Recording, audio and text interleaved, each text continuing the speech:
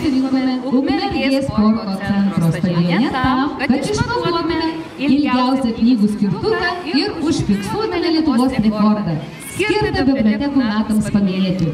Šiuo metu rekordas yra toks 240 metrų ilgio ir 10 cm pločio, bet mes tikimės jį pagerinti.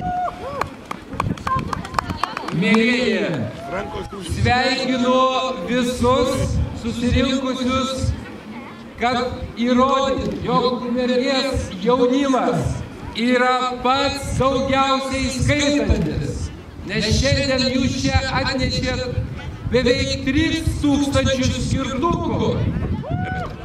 Šaunuoliai, ir labai džiaugiuosi, kad šioje akcijoje dalyvauja visos mūsų švietimo įstaigos. Ir ką jūs manote? Kiekvienas iš jūsų atvykėliai perskaitytų jau 3 knygas nuo balandžio mėnesio. Tai labai tikiuosi, kad kitais metais